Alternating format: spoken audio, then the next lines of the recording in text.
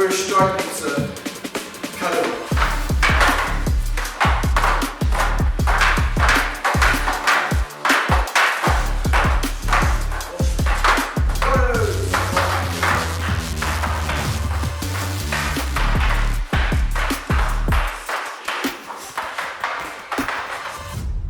Ko Ngāti ki matawhāroa te waka, te auahu te maunga o māpere te roto, waitangi te awa, pirikota te urupā, Ngāti Korohue, Ngāti Hineira, te uri Taniwha ngā hapu, Ngāpuhi te iwi, ko McGee tōku ingoa, he taura Pouwhakarae o te whare tūtaua Aotearoa.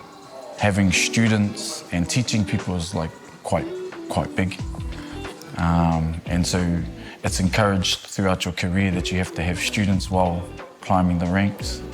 I suppose if we look at the first ohu that we had, which was back in 96, 97, they were all, if not already in their hapu and iwi teaching, they eventuated to sort of go back home and start teaching and spreading the mahi, which is pretty much how Kōhao was conceived.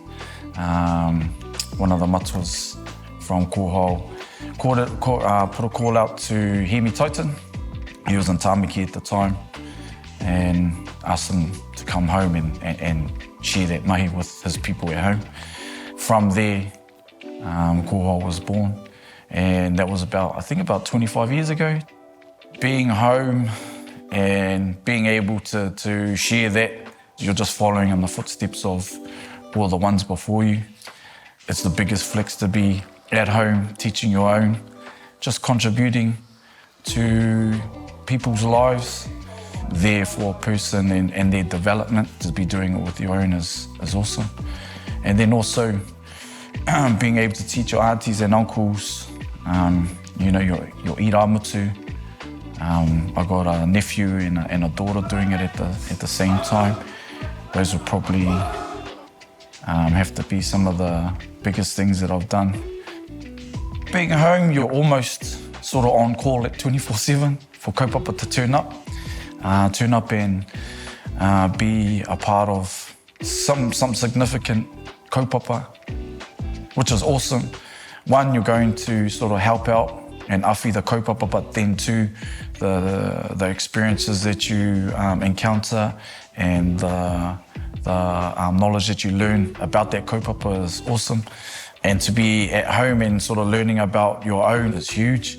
So I think one of the big ones that we've done over time, when Wiliapiata VC came home, just his understanding of wero and taki, you could tell he had a deep understanding of what that standoff and being safe and how to do things more efficiently. So that always stuck in my mind. There's a whole range of things that we can do, and there's only certain pockets where people get to see what we do. It's not just maurako this and then that's it.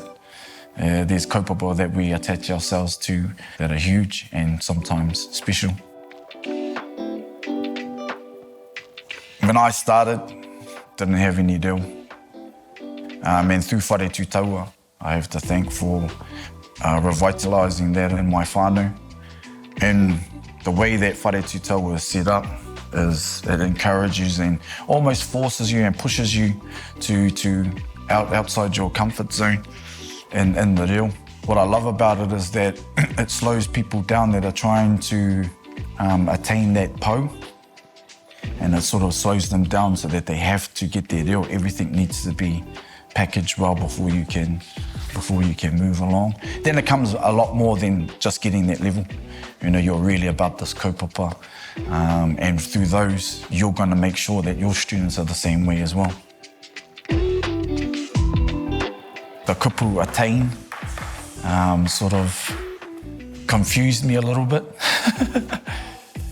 Just because I don't think I've attained it. I mean, I reached a certain level that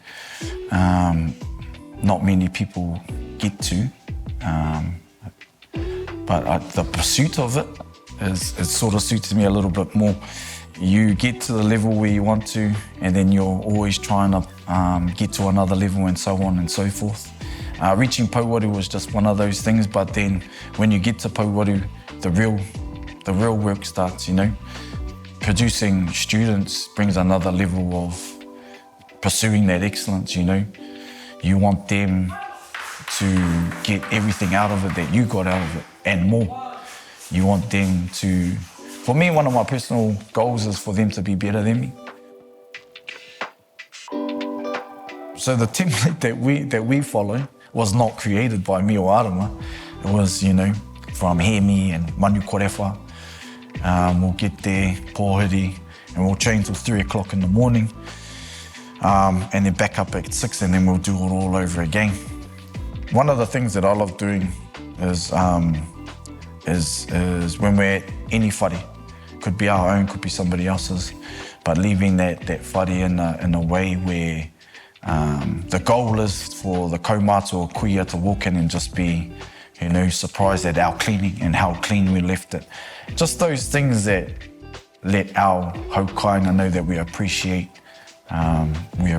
them for allowing us to use their whare, appreciate their time that they put into their own marae as well, because we know that there's a lot of work that goes along with behind the scenes that, you know, not many will see or understand. Some of the things that we do are quite borderline. So getting in the water, you know, mid-winter type things, fighting in different taiao.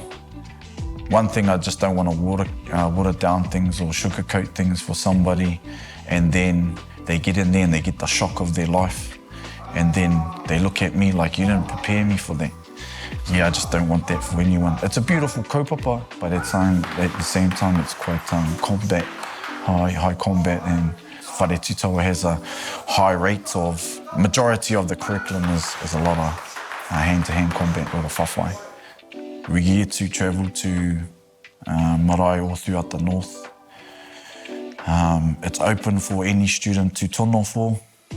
So if they want us to come to their marae, then we can absolutely do that. And then that way, we're learning about their marae, hapu, iwi, and they are too, you know. And so that's one of the beautiful things about it, being in the north and being able to do that with our students and for our students too. First and foremost, probably be Tony Brooking. I met him when I was at Te Taitokerau Mahi Trust, after school program for good kids. He's been part of my life since then. When you're growing up, you know, you get people that promise you things and they sort of fall short, you know, or don't do it. Everything that Tony said, pretty much he followed right through. And right up to this day, he's followed through. So he's been a mentor for me and my cousins throughout, you know, since, think about intermediate, you know, which is a long time, and then right up to this day, he's been pinnacle in my development. So I was there for a couple of years, and he sent me down to Auckland with Whare Tat, Tanya Stanley and Hemi Titan, and just the depth of knowledge that he has taught me so much. You know, it's hard to say what.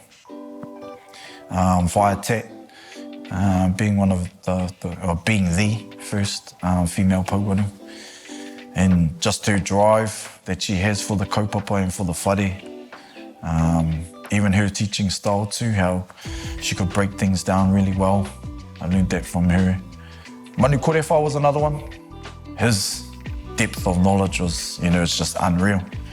What I see these days with running the wānanga for Kōhao is that there's a specific person for kapaka, there's a specific person for fighting, and all these other things. Manu was that one person, you know. He was all this wealth of knowledge that that you were with, you know.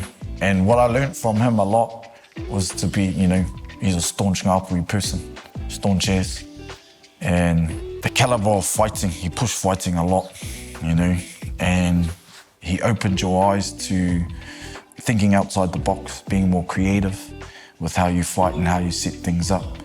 You know, a lot of rautaki. Who else? Oh, Kipper Monroe. When I first got into the game, he was Paurima. Probably one of the most creative fighters I've ever seen. do it in Whare Taua. It's like he had the quickest whakaaro and then act on it. And I've seen him being put into a bad situation, and I'm like, oh, there's no recovering from that. Boom. Next minute, he's in the best position. And those people there are probably some of the pinnacle people throughout my career that without them, it wouldn't have been as not easy. Without them, it wouldn't have been as significant as it was. Just the push, everyone pushed.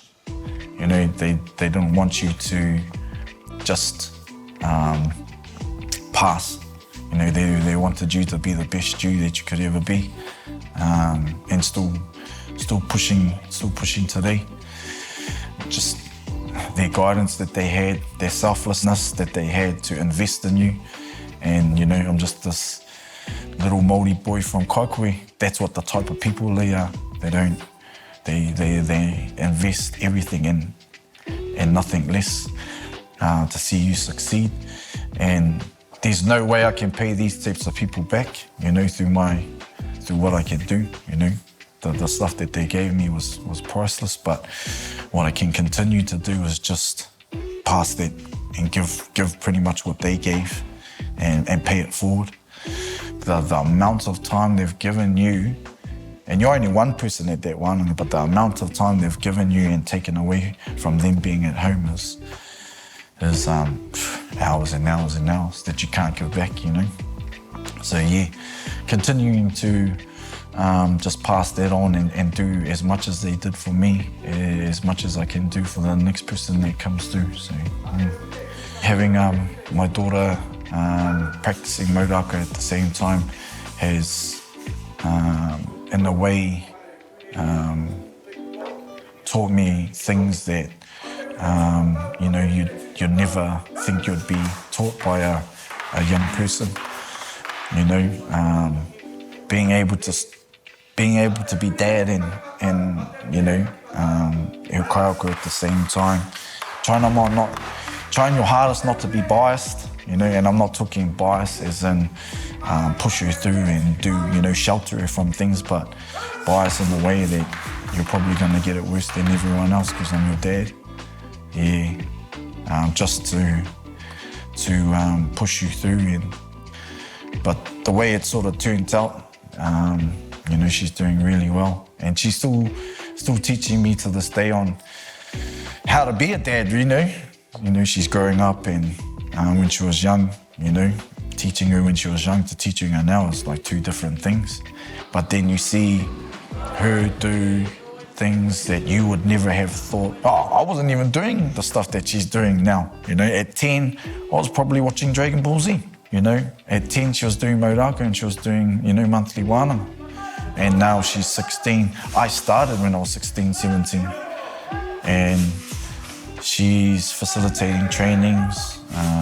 She's facilitating wānanga. I never thought that would happen. But learning from how to sort of balance those things has been a big thing.